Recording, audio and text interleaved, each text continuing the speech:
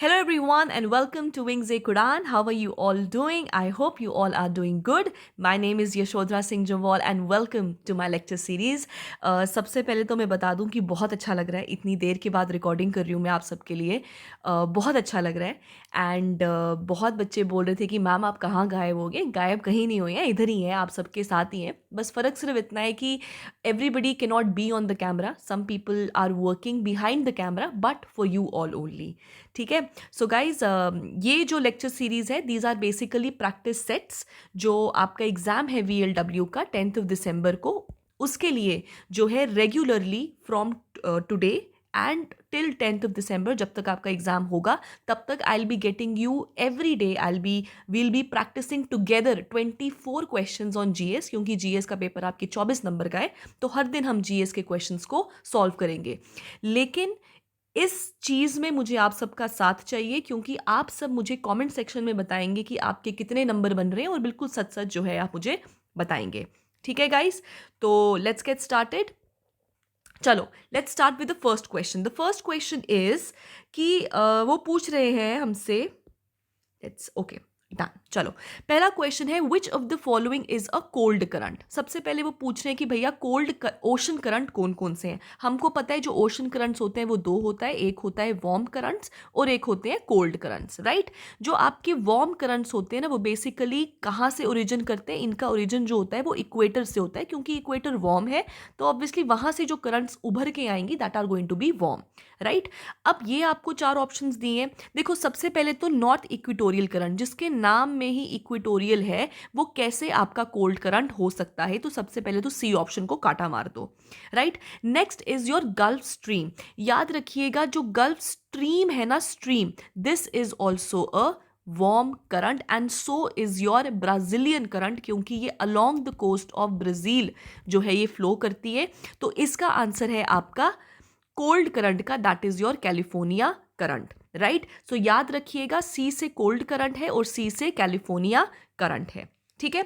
अब इसके लिए मैंने आपके लिए एक फोटो रखा है. हाँ, यहां पे आप देख सकते हो गाइस, ये क्या है आपका, this is your north equatorial current. Let me take the pen. ये आपका नॉर्थ इक्वेटोरियल करंट है, राइट. नेक्स्ट हमको था अच्छा देखो, जो आपका वार्म करंट है वो रेड में है और जो कोल्ड करंट है वो ब्लू में है. ये आपका north equatorial current which is a warm current. This is your gulf stream which is again a warm current. Next is your Brazilian current जो यहाँ पे चल रही है, this is also a warm current. इसके साथ this is California current which is blue in colour, that means it is cold current, right. इसके अलावा बाकी वाले भी देख लीजिए. कैलिफोर्निया करंट है, एक आपका लैब्राडोर है, ये बहुत इंपॉर्टेंट है, बहुत बारी पूछते हैं. सो याद रखिएगा लैब्राडोर जो है it is also a cold current, right. Benguela is also a cold current. और यहाँ पे आप देख रहे हो ओएशियो एंड कुरोशियो, ये बड़ा इंपॉर्टेंट रहता है. तो याद रखिएगा okay, okay stands for Oyashio and Kuroshio, right. So O वाला is C, that is cold, and K वाला इज वार्म. सो ऊपर वाला कोल्ड है और नीचे वाला वार्म है. याद कैसे रखना है, ओके के साथ याद रखो. कभी कभी ना कंफ्यूजन होती है, क्योंकि देखो ऑब्वियसली देखो पोल से ये आ रहा है तो कोल्ड ही होगा, ये नीचे से आ रहा है इक्वेटर से आ रहा है तो ऑब्वियसली वार्म ही होगा. लेकिन ना कभी कभी हम उल्टा कर देते हैं, ऊपर हो जाएंगे कंफ्यूज कि ऊपर कुरोशियो था या नीचे ओयोशियो था. तो ओके से याद रखो, ऊपर ओ है और नीचे के है. Fine, all right. अब आते हैं हमारे दूसरे क्वेश्चन पे. Just a second. अब आते हैं हमारे दूसरे क्वेश्चन पे. तो इसका आंसर क्या है, जैसे हमने किया, the answer is California current, right. Let's get on to question number 2. Question number 2 is mission Indradhanush. Very important question. Mission Indradhanush किसके साथ रिलेटेड है, राइट. सबसे पहले मैं आपको बता दूं कि 2023 में ना आपका इंद्रधनुष 5.0 जो है वो लॉन्च हुआ है, राइट. कब लॉन्च हुआ था आपका मिशन इंद्रधनुष? मिशन इंद्रधनुष 2014 में लॉन्च हुआ था under the ministry of health and family welfare. Ministry of health and family welfare, right. 2014 में लॉन्च हुआ था. 2014 से लेके अगर हम अभी तक की बात करें तो 11 फेजेस इसके ऑलरेडी हो चुके हैं और जो अभी ऑनगोइंग फेज है it is the 12th phase, right. और जितने भी इंद्रधनुष आए, इंद्रधनुष 1 2.0 3.0, अभी जो चल रहा है it is intensified mission Indradhanush, intensified mission Indradhanush which is 5.0, right. अब what is this mission all about? एक तो ये ministry of health and family welfare का है, तो obviously it will be related to your welfare. तो ये basically deal करता है अबाउट अ रूटीन इम्यूनाइजेशन, ये इम्यूनाइजेशन के साथ जो है वो डील करता है for children and pregnant women, right.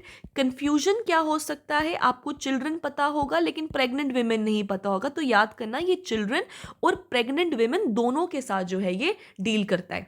अगर हम बात करें 2023 से पहले वाले जो फेजेस थे उसमें 2 साल तक के बच्चों को इम्यूनाइजेशन या वैक्सीनेशन प्रोवाइड की जाती थी, और अभी वाला जो इंटेंसिफाइड मिशन इंद्रधनुष है it is up to the age of 5 years for children and your pregnant women as well, right? Another important thing, इन्होंने 2023 में जब इंटेंसिफाइड मिशन इंद्रधनुष को लॉन्च किया था तो इन्होंने गोल रखा है कि ये मीजल्स एंड रूबेला इन दोनों को एलिमिनेट कर देंगे by 2023। So this is what you need to remember. Fine. Now another thing, अगर हम इसका ये पढ़े तो क्या बात करता है, reducing child deaths up to pneumonia, no. Reducing the impact of rota virus, बिल्कुल भी नहीं। Elimination maternal tetanus, no. Full immunization of children, yes. So it is full immunization of children. It was an easy option for you. लेकिन अगर आपको वहाँ दिया जाएगा as तो याद रखना जो अभी वाला है that is intensified mission Indradhanush, it is up to the age of 5 years, और इससे पहले वाले थे up to the age of 2 years। ठीक है जी, all right. So let's get on to the next question. Next question is, in 1911, which of the following introduced a bill in the Imperial Legislative Council for introduction of compulsory and free primary education in India? Was it Dadabhai Naroji, Bal Gangadhar Tilak, Sir Harcourt Butler, or Gopal Krishna Gokhale? तो याद रखना the answer is Gopal Krishna Gokhale. Now Gopal Krishna Gokhale basically he was a member in the Imperial Legislative Council और इन्होंने एक resolution लाया था 1910 में। सो 1910 में इन्होंने 1910 में इन्होंने एक रेजोल्यूशन लाया था जिसमें इन्होंने बात की थी कि एक कंपल्सरी प्राइमरी एजुकेशन होना चाहिए। कंपल्सरी प्राइमरी एजुकेशन जो है वो होना चाहिए, स्पेशली उन एरियाज में जहां पर 6 to 7 years के जो बच्चे हैं उनकी पॉपुलेशन 35% एटलीस्ट है। इससे ज़्यादा हो सकती है पर इससे कम की बात नहीं। पर उन्होंने कहा कि जहाँ पर फ्री और कंपल्सरी एजुकेशन तो हर जगह होना चाहिए, लेकिन वहाँ पे कंपल्सरी है जहाँ पे 6 to 7 years के जो बच्चे हैं दैट इज़ एटलीस्ट 35%, राइट। और इसी के ही चलते गवर्नमेंट ने एजुकेशन डिपार्टमेंट बनाए थे। हाउएवर गोपाल कृष्ण गोखले का जो मेन मोटिव था या जो मेन डिमांड थी that was free primary education, उसको एड्रेस नहीं किया गया था। इसीलिए मार्च 1911 में इन्होंने एक इंट्रोड्यूस किया था bill in the legislative council that is introduction of compulsory and free primary education in India. So the answer is Gopal Krishna Gokhale. Fine, all right. Next is the situation in an economy which is growing slowly along with rapid inflation, that is rising price level, is called as stagnation, deflation, stagflation or recession. तो याद रखिएगा the answer is stagflation, right? ऐसी situation या फिर जब आपका economic growth slow हो जाए एंड अनएम्प्लॉयमेंट वो रिलेटिवली बढ़ने शुरू हो जाए, उस टाइम पे इस सिचुएशन को बोलते हैं स्टैगफ्लेशन, राइट। सो स्टैग्नेशन भी आ गई है और इन्फ्लेशन भी आ चुकी है, this is called as your stagflation. ठीक है, सो इसका आंसर आ गया आपका stagflation, right. On the other hand बाकी जो है वो इसके साथ इसका आंसर नहीं है, right? Okay, next is which one of the following statements about the vice president of India is not correct? Guys, सबसे पहले तो इसको अंडरलाइन करो, बहुत बच्चे कंफ्यूज हो जाते हैं, नॉट को पढ़ते नहीं है, करेक्ट मार्क करके आ जाते हैं, तो इसी से एक तो अपना टाइम भी वेस्ट करते हैं क्योंकि उनको ऑप्शन समझ नहीं आते, ऑब्वियसली क्योंकि करेक्ट ढूंढ रहे हैं तो कहाँ समझ आएंगे, तो इसलिए they tend to do the answer wrong, right? So याद रखना, like I always say, always highlight the key point. So not को आप याद रखो, नॉट पूछ रहा है। सबसे पहले ही इज नॉट एलिजिबल फॉर री election. Number two, he must not be less than 35 years of age. He is elected by the members of the electoral college consisting of the members of the both houses of the parliament, very important, and his tenure is 5 years. Right सबसे पहले तो vice president आपको पता ही है, vice president is ex officio chairman, right, या chairperson, right? Ex officio chairperson होता है कहाँ का जी? राज्य सभा का, राइट? सो जो भी वाइस प्रेसिडेंट बनता है वो अपने आप ही और she becomes the chairperson of the Rajya Sabha. Now इन सब में से all these three are correct, the only option which is wrong is he is not eligible for reelection. दोस्तों याद रखिएगा, वाइस प्रेसिडेंट हो या फिर प्रेसिडेंट हो, हमारे यहाँ पे both of them are eligible for re-election for n number of times, मतलब कितने भी बारी जो है वो री इलेक्ट होकर प्रेसिडेंट या वाइस प्रेसिडेंट बन सकते हैं, राइट? अब क्या है इसका एक और चीज़ जो है वो याद रखिएगा आप कि हाँ, जैसे प्रेसिडेंट, जैसे अगर आप देखेंगे ना यूनाइटेड स्टेट्स में, वहाँ पे सिर्फ 2 साल तक दो tenure 2 terms, not tenure, 2 terms तक बन सकते हैं, 2 टर्म्स के बाद आप नहीं बन सकते, राइट? लेकिन हमारे इंडिया में ऐसा नहीं है, हमारे भारत में rather vice president and president an number of times के लिए जो है वो री इलेक्शन के लिए एलिजिबल रहते हैं। सो इसमें से कौन सा गलत है? ये वाला गलत है।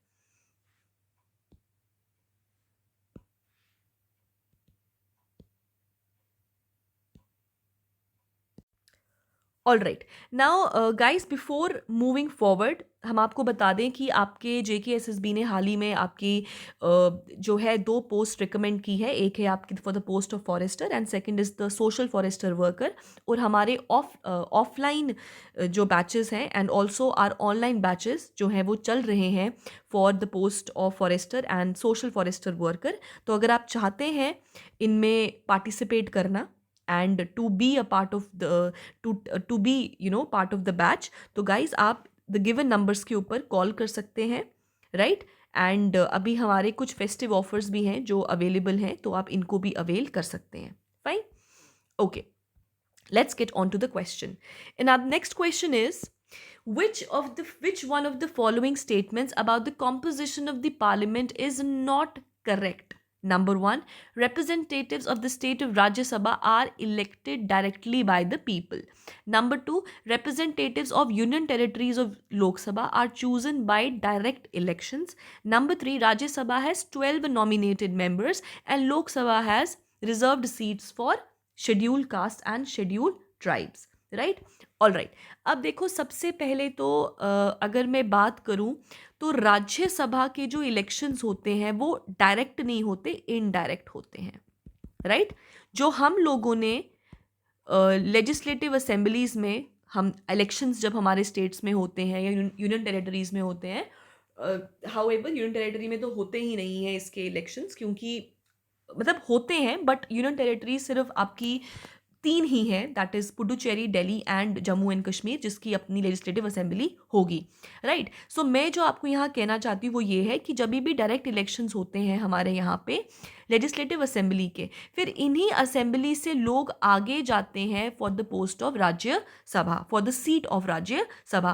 तो राज्यसभा में इलेक्शंस तो होते हैं, लेकिन वो इलेक्शंस डायरेक्ट नहीं होते, हम वोट नहीं करते, हम इनडायरेक्ट इलेक्शंस में पार्टिसिपेट करते हैं, राइट? सो यहाँ पे डायरेक्टली नहीं होता है, इट इज इनडायरेक्टली। सो कौन सा वाला सही नहीं है? ये वाला सही नहीं है, क्योंकि ये डायरेक्टली नहीं, इनडायरेक्टली होते हैं, right?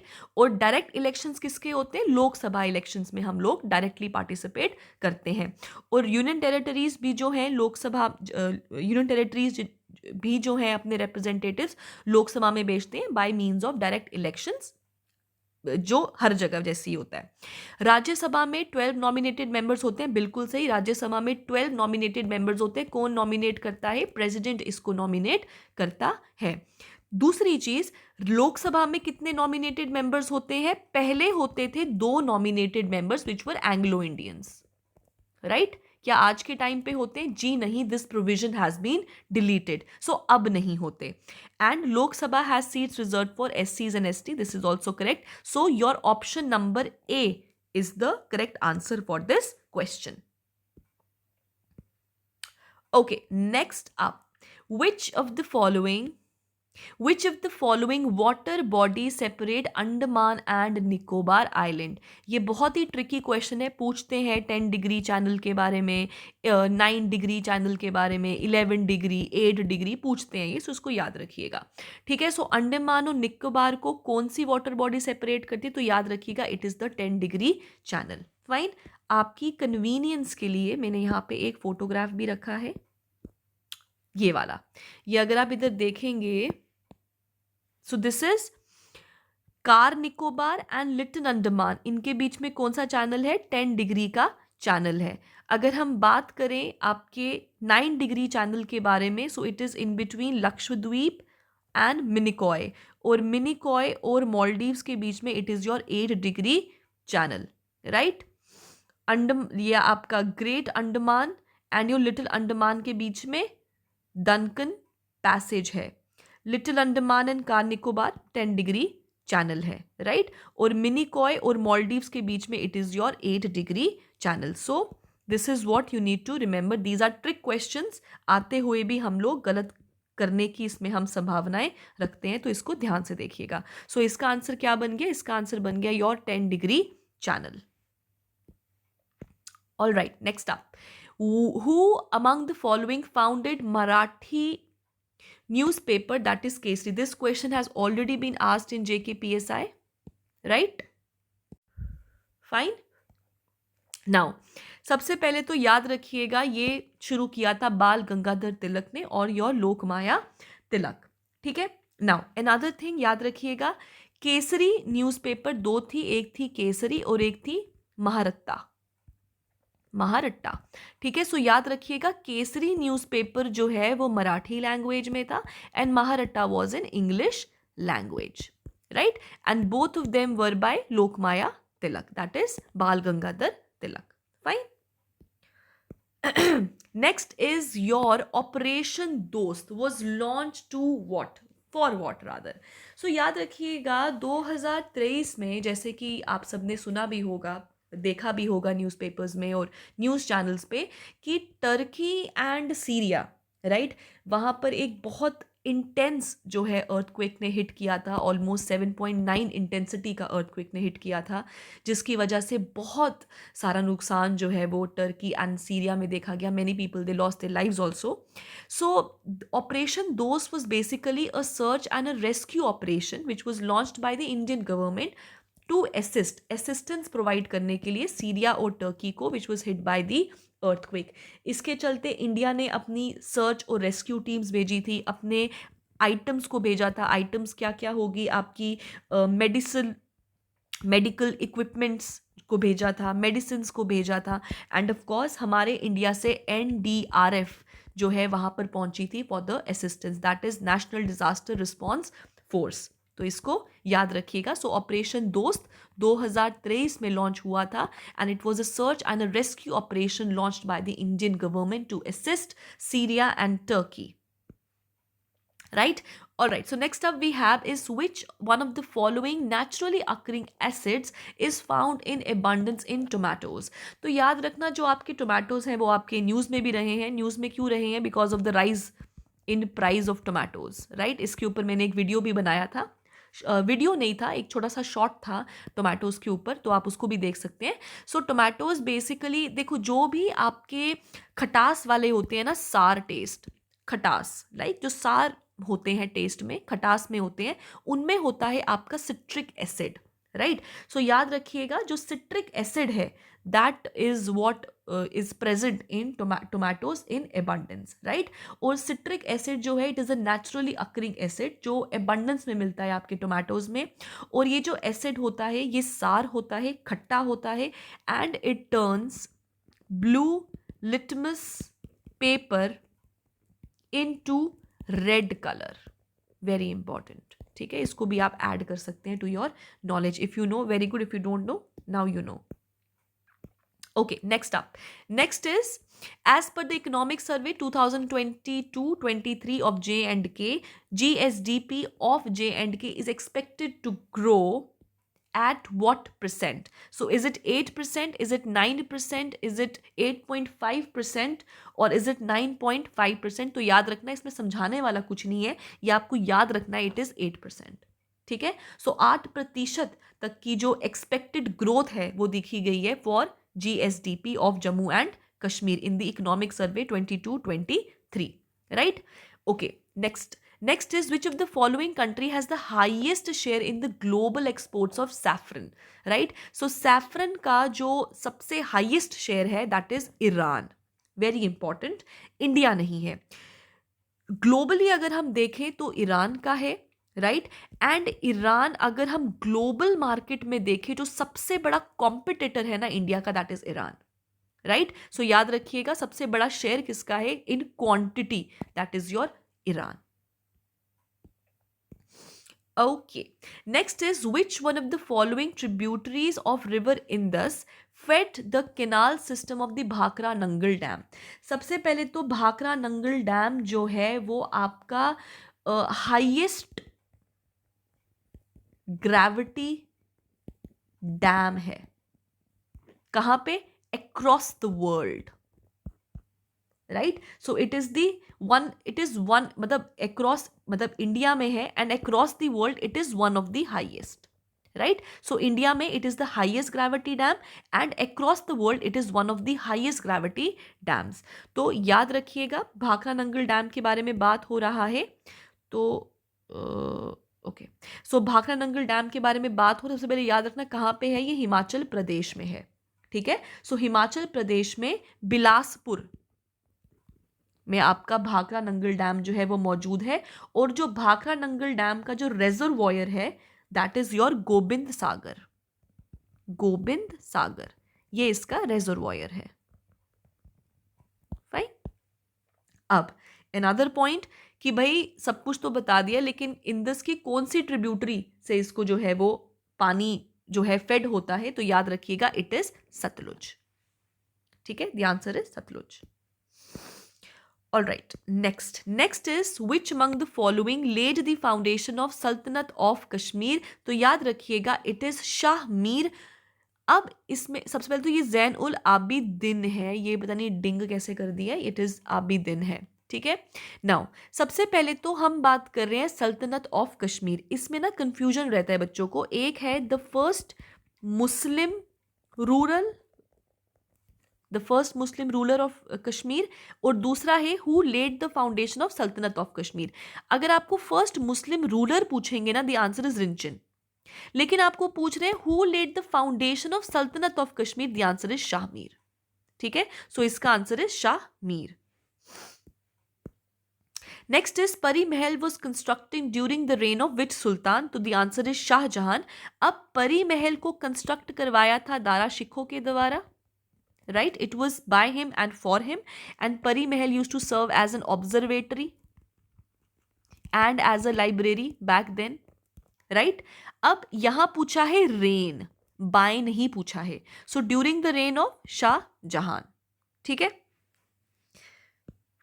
Okay, next is before getting on to the next question guys, हमारा जो VLW के मॉक टेस्ट चल रहे हैं, एंड बहुत बच्चे जो हैं इन मॉक टेस्ट में पार्टिसिपेट कर रहे हैं, और सिर्फ इन मॉक टेस्ट में पार्टिसिपेट नहीं कर रहे हैं, बट जैसे कि मैंने आपको बताया था कि इतने बच्चे जो हैं वो हमारे कम्युनिटी टैब, हमारे ऐप के ऊपर जो हर दिन current affair related online quiz होता है उसमें पार्टिसिपेट कर रहे हैं। हर दिन 10-10 हज़ार बच्चे पार्टिसिपेट कर रहे हैं। सो बहुत अमेजिंग लगता है देख के कि बच्चे बहुत मेहनत कर रहे हैं। सो गाइज, हम लोगों ने भी VLW के मॉक टेस्ट जो है कंडक्ट करवा रहे हैं। हमारे ऑलरेडी जो 3 मॉक टेस्ट है वो हो चुके हैं, और जो 4th मॉक टेस्ट है it is going to be on 24th of November, which is full syllabus, and 5th test जो होगा it is going to be on 3rd of December. So if at all you guys are interested तो आप इनमें participate कर सकते हो। The numbers are given below here only, ठीक है। ओके, सो क्वेश्चन पे चलते हैं।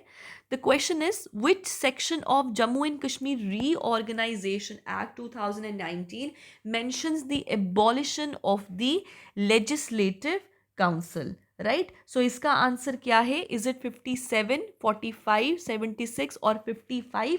तो इसका आंसर है आपका 57। सो सेक्शन जो आपका 57 है वो एबॉलिश करता है लेजिस्लेटिव काउंसिल्स को, क्योंकि Jammu and Kashmir reorganisation act के चलते जम्मू एंड कश्मीर स्टेट 2 में बट गई, Jammu and Kashmir UT and your Ladakh UT, right, ठीक है। और इसी के ही चलते union territory of Jammu and Kashmir इसकी लेजिस्लेटिव असेंबली रहेगी। तो ऑब्वियसली पहले जब जम्मू एंड कश्मीर स्टेट था तो ये बाई कैमरियल था, क्यों? क्योंकि काउंसिल भी था। सो काउंसिल को एबॉलिश कर दिया गया है। कौन से सेक्शन से? 57 सेक्शन से, ठीक है। Next is the provision related to UT public service commission is mentioned in which section of the Jammu and Kashmir reorganisation act 2019? Is it 15, 75, 93, 83? So इसको भी याद ही रखना है आपको, it is 93। Next is which of the following statements about Coriolis force is not correct? ठीक है, very importantly. अब देखो कोरियोलिस फोर्स पहले होती क्या है, फिर हम नॉट और करेक्ट करेंगे। कोरियोलिस फोर्स बेसिकली होती है एक ऐसी फोर्स जो रोटेशन ऑफ द अर्थ की वजह से होती है, रोटेशन ऑफ अर्थ की वजह से होती है, राइट। नाउ अब रोटेशन ऑफ अर्थ की वजह से जो फोर्स जनरेट होती है वो बेसिकली विंड को डिफ्लेक्ट करती है, राइट। कहाँ डिफ्लेक्ट करती है? अर्थ है, नॉर्दर्न हेमिस्फेयर, सदर्न हेमिस्फेयर। तो नॉर्दर्न हेमिस्फेयर को ये विंड को राइट साइड पे डिफ्लेक्ट करती है, और सदर्न हेमिस्फेयर में ये विंड को लेफ्ट साइड के ऊपर डिफ्लेक्ट करती है, याद रखिएगा। So Coriolis force due to rotation of the earth, 1 point. Number second point, किसको डिफ्लेक्ट करती है? तो विंड को डिफ्लेक्ट करती है, विंड डायरेक्शन को डिफ्लेक्ट करती है। I hope you can understand, ठीक है। तीसरी, कहाँ कहाँ डिफ्लेक्ट करती है? नॉर्दर्न हेमिस्फेयर में जो विंड सिस्टम है उसको राइट साइड डिफ्लेक्ट करती है, और सदर्न हेमिस्फेयर में लेफ्ट साइड पे डिफ्लेक्ट करती है। चौथा पॉइंट याद रखिएगा, कोरियोलिस फोर्स मैक्सिमम होती है पोल्स पे, और मिनिमम होती है या फिर एब्सेंट होती है इक्वेटर पे। So it is not actually minimum, it is absent at the equator and maximum at the poles, ठीक है। क्वेश्चन क्या है? It is maximum at the poles, correct not correct? Correct. Absent at the equator, correct not correct? Correct, अभी बताया। It deflects wind to right direction, बिल्कुल सही, in the southern hemisphere, जी नहीं, in the northern hemisphere. It deflects wind to right direction in the northern hemisphere, ये बिल्कुल सही option है। So option number C is not correct.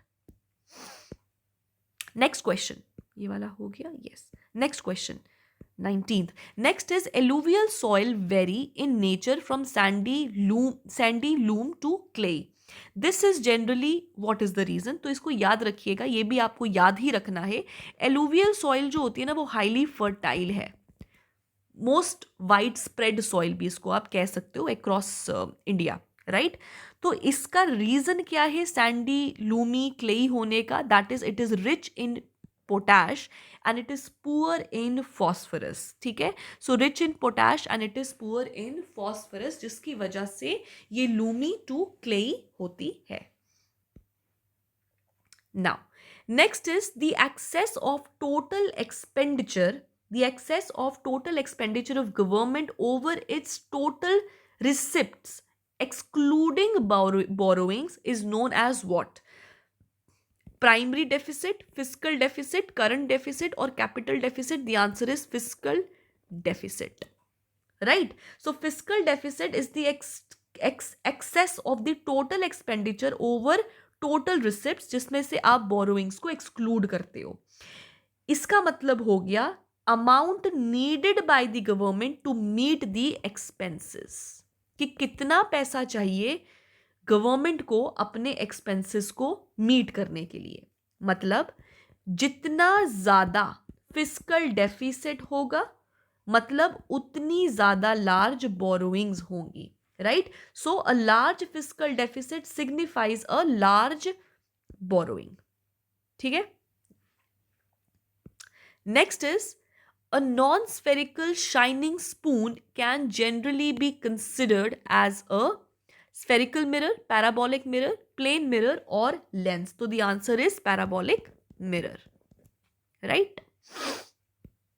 Next is how many internal reflections of light take place in the formation of the primary rainbow, right? So primary rainbow क्या हो गया, जो हम screen पे देखते हैं। स्क्रीन कौन सा? टीवी की स्क्रीन ही जो हम देखते हैं ना, जब भी ड्रॉपलेट से लाइट पास करती है तो उसमें जो हम देखते हैं rainbow, that is the primary rainbow. और एक सेकेंडरी रेनबो भी होता है, राइट? सो उसमें कितनी इंटरनल रिफ्लेक्शंस होती हैं? Only one.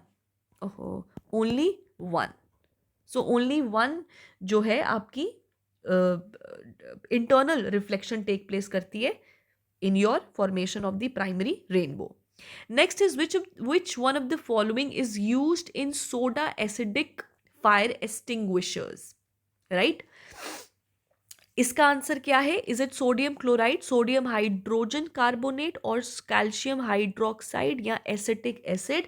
The answer is sodium hydrogen carbonate, NaHCO3. That is sodium hydrogen carbonate. That is what is used.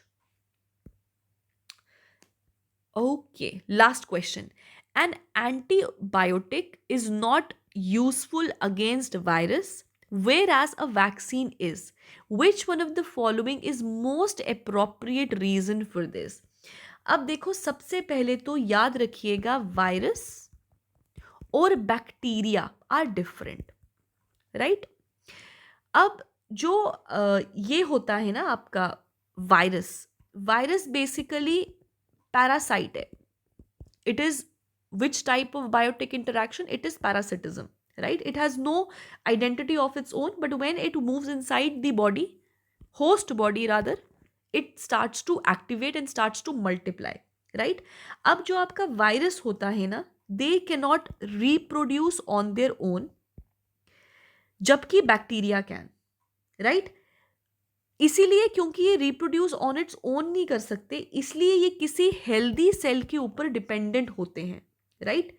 और इसी रीजन की वजह से एंटीबायोटिक्स इनके ऊपर कोई काम नहीं करते, क्योंकि ये दूसरे हेल्दी सेल के साथ जुड़े हुए हैं। तो इनके ऊपर एंटीबायोटिक क्या काम करेगा? जबकि वैक्सीन जो होता है it is more effective. Why? क्योंकि वायरसेस के पास अपना बायोकेमिकल पाथवे नहीं होता है, ठीक है?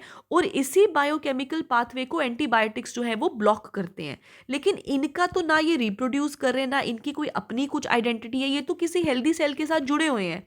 सो अगर आप उसको ब्लॉक करोगे तो how is it going to be helpful to you? Whereas vaccine क्या करता है? वैक्सीन हमारे इम्यून सिस्टम को बूस्ट करता है। तो अगर कोई virus is trying to attack on the healthy cell, it will fight back, right? So vaccine क्या करता है? वैक्सीन हमारे इम्यून सिस्टम को इतना बूस्ट कर देता है कि वो उसके साथ फाइट बैक कर सके। सो इसका answer is answer number D. Fine. So guys, आज के लिए हमारा ये जो सेशन है वो इतना ही रहेगा। एंड जैसे मैंने आपको बताया, हमारे बैचेस चल रहे हैं for social forester worker and forester, और हमारे VLW के मॉक टेस्ट भी चल रहे हैं। और अभी अगर आप एक कोड यूज़ करोगे दैट इज़ हैप्पी, क्योंकि हैप्पी गुरुपूरब जो है that is there on Monday. So wishing you a very happy Gurpurab. However next lecture में तो हम बात करेंगे इसके बारे में, and I will congratulate you all then also. तो इसीलिए गुरुपूरब के ओकेजन पर जो है हम हमारे सभी JKSSB कोर्सेज के ऊपर 40% का ऑफ लेकर आए हैं फॉर यू ऑल स्टूडेंट्स। पर आपको उसके लिए जो है कोड यूज़ करना पड़ेगा, दैट इज़ कोड हैप्पी। और ये जो ऑफ़र है it is a 1 day offer because it is Gurpurab, right? So thank you so much, guys. I hope I was a little help to you. And do not forget to share your score in the comment section. And I'll see you in the next lecture. So thank you and have a nice day.